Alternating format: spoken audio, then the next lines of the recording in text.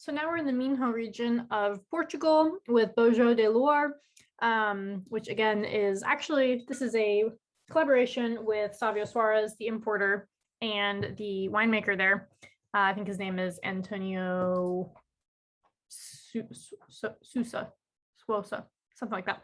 And as I may have mentioned, we're actually going with Savio to Portugal in October. So I've been really excited to try some of these wines, and we'll get to meet some of these people when they're during harvest. So not the best time for them, but really good pictures for us. So look forward to that too.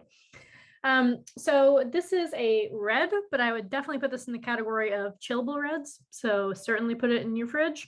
I would put it in for like 30-ish minutes because it's a field blend. So it's 70% white, I believe, no, sorry, 70% red, 30% white, all native varietals.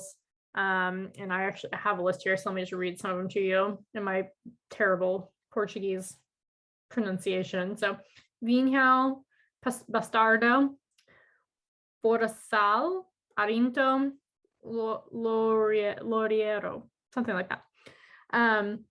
So apparently all of them have really high acidity, and all of them had short maceration. Actually, I don't know if the whites did, so I should be clear on that. The reds had 5 days of maceration. I'm assuming the whites were direct press, but again, not 100% sure. So with all that in mind, definitely good to chill. And on the nose,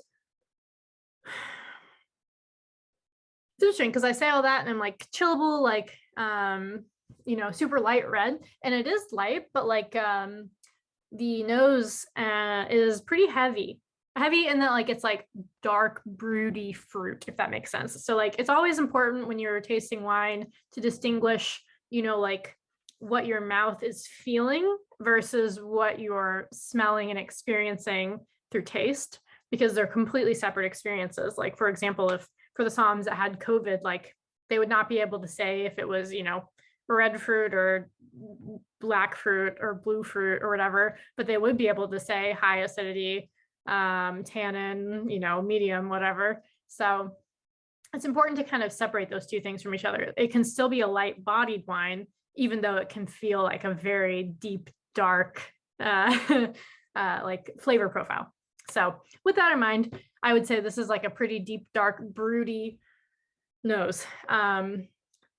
Violets, I think that also, anytime I get violets, I feel like it's like dark and broody for some reason. What else is in there? Like blackberry, dark cherry, plum. I'm honestly not getting any of the white on this, but maybe we'll be experiencing it in the palate. So let's try it.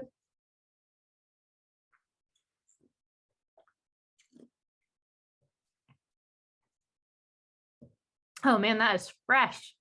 That was such a different experience from the nose. And man, it's very acidic. So they definitely did a good job picking the grapes, because like my mouth is, I'm like feeling like I need to like refresh my mouth because it's still watering. Holy crap, it's very acidic, but not like volatile acidity. That's a very different experience. Volatile acidity is like nail polish remover or something, like where you almost feel like you can taste it, versus just like when something is incredibly acidic just because it is.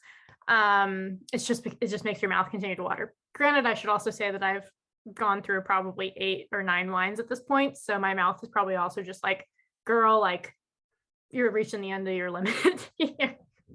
Yeah, so very acidic, very low tannin, kind of exactly how I would expect a wine that has had this type of treatment to be. So this is just like the perfect pick it up, chill it, drink it with people that don't like white or rosé wines for the most part, but you know, want to drink red wine with you, but you don't want to like eat. Of course you can eat with it. So talking about pairings, hang on, let me just try it one more time.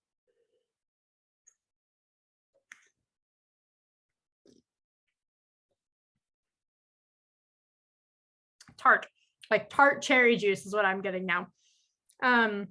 So yeah, wow. I like literally just had tart cherry juice recently, and like that's like exactly what it tastes like here. Plus, you know, the violets and all the other lovely things. But so I think I will put this in the category of your drunk foods. It's not perfectly situated there. Maybe it is actually. Like it doesn't have any tannin, but that doesn't really matter. I think the acidity is really what's going to break through when you're just like nomming on some French fries. Like that's that's totally acceptable way to enjoy this. So yeah, I would put it in that category. If you didn't want to be in that category, I would think about probably like barbecued foods, nothing like too serious, like something you would throw on the barbecue. That would be like ribs maybe, or a burger. Oh, definitely a burger. I mean, again, I would put that in the junk drunk category. You could go in that direction too. It doesn't have smokiness or anything to it, which normally makes me think of the grill. But if you really, didn't want to have chicken nuggets and you wanted to go in a different direction, I'd say throw something on the grill.